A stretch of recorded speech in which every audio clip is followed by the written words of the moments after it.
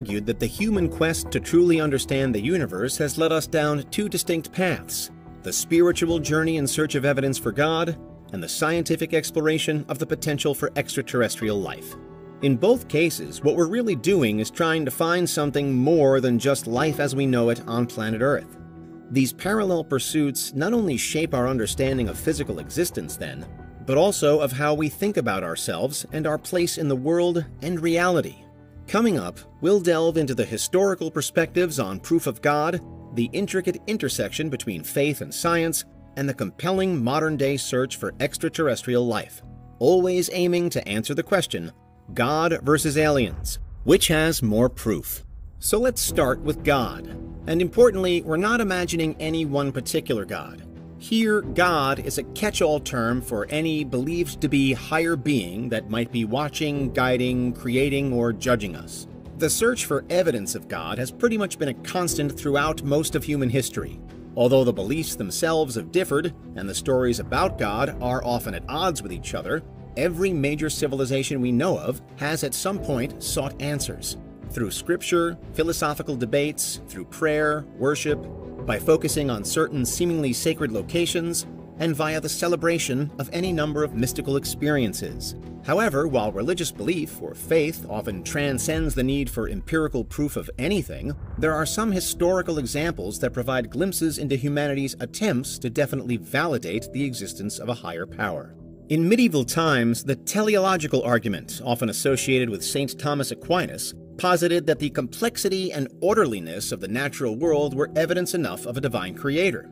The rich mechanisms of life, from the varied beauty of biological organisms to the endless precision of celestial movements, were seen as manifestations of God's design. Although that explanation is still a little woolly to most modern minds, it did mark the beginning of a move away from the even vaguer ideas on God being unknowable or on God working in mysterious ways. It also bred the often-cited watchmaker analogy, first put forward by the British clergyman William Paley in 1802, wherein God is pitched as the watchmaker of the universe. Clearly, though, just calling something God's design or just rebranding God as some kind of master technician does little to actually prove that God exists. It was during the Enlightenment and the scientific revolution that things started to change, particularly as many who were leading the scientific charge were also dedicated believers in God. Figures like Sir Isaac Newton, a devout Christian, famously made major contributions to physics. Newton's laws of motion and universal gravitation, which essentially explained why and how everything moves as it does, were seen by some as revealing the underlying order imposed by a divine architect, i.e., by God. On the other hand, however, and despite any religious views he may have had, Newton's work was such a milestone because it encouraged others to probe deeper and deeper into the universe around them, which in turn led many to doubt the religious systems that had until then been unquestioned. Arguably the most famous episode of apparent conflict between both modes of thought came a couple of hundred years later with Charles Darwin, who's said to have struggled between his religious beliefs and his realization regarding the theory of evolution. Meanwhile, in the contemporary era, we've seen prominent theistic evolutionists such as Francis Collins, the former director of the National Institutes of Health in the US and a leading geneticist. During his career, he has consistently been seen as a high-ranking example of someone who reconciles science with religion, once describing himself as a, quote, serious Christian. On the one hand, Collins is a key figure in the history of the Human Genome Project. On the other, he founded the BioLogos Foundation, a group dedicated to the belief in evolutionary creation, which, among other things, argues that God is directly involved with or responsible for evolution. Over the years, we've seen similar apparent crossovers across almost all fields of science. The German astronomer Johannes Kepler believed that he was only ever contemplating the universe after God had created it, as a way to share in his thoughts. The British mathematician and father of the computer, Charles Babbage, mentioned in his writing a belief in divine energy, as well as in miracles, and in general the creator God. The astrophysicist Carl Sagan famously discussed the cosmos from the perspective of Hinduism, suggesting that perhaps it, above all other religions, got it most right, once describing Hindu teachings as a, quote, premonition of modern astronomical ideas. But still, it remains that almost all of the above amounts to interpretations only, Some viewpoints cater for God and science, others don't. Many influential figures have either had religious beliefs or spoken about a religious view, but no one has so far been able to offer up absolute proof that God is real. Of course, faith is a deeply personal and subjective experience. It just doesn't adhere to the rigor of the scientific method. And perhaps if a God were proved, then religions would fall because of it. Or that God would no longer especially qualify as a God, more just another part of the physical world. So let's now switch to aliens. And to some degree, the search for extraterrestrial life might currently be pitched as science's religion to begin with. Scientists are constantly looking for proof of something that they so far haven't found.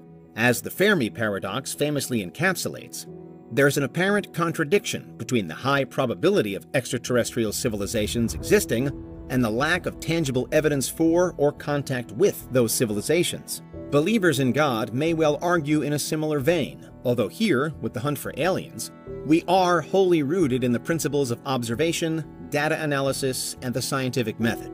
The ET search involves a combination of disciplines, including astrobiology, astronomy, and planetary science.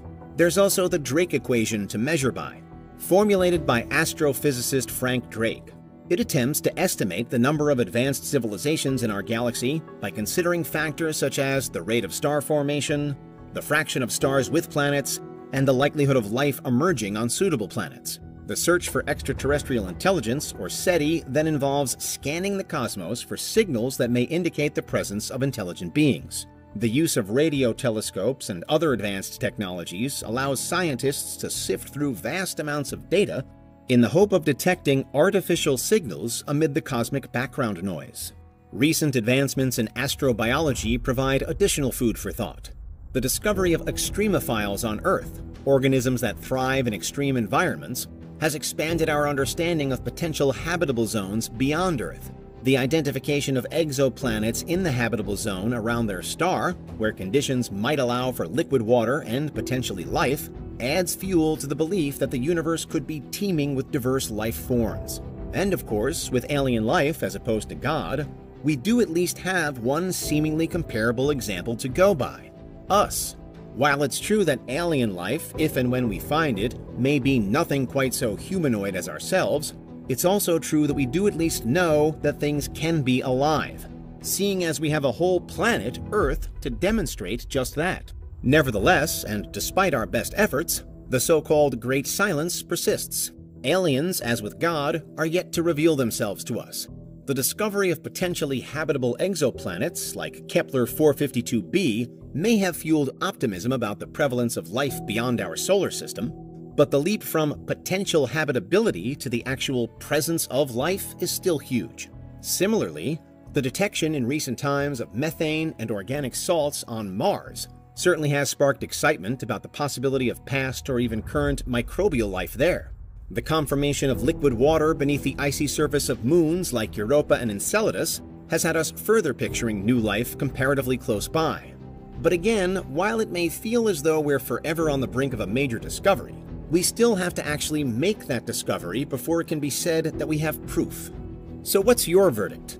In comparing the proof of God and aliens, one thing that is clear is that these goals are found on different planes. Religious belief relies on faith, as well as personal experience, scripture, and philosophical reasoning. In contrast, the search for extraterrestrial life is outwardly scientific from the start, always demanding proof as standard. It may be common to ask, do you believe in aliens? But for the scientists who are fronting the search, belief actually has nothing to do with it. They're simply testing hypotheses to deliver results. Science doesn't have faith that aliens are out there, it just increasingly strongly suspects that they are. So on the face of it, it might be said that aliens have more proof, because we now have plenty in terms of potential planets they could live on, potential vehicles they could pilot, and potential means by which they might survive. But still, in terms of undeniable evidence, we're ultimately at the same stage with aliens as we are with God. There's nothing. Perhaps what the debate serves to highlight most of all is the multifaceted nature of the human quest for meaning, whether that's within the depths of our souls or far out among the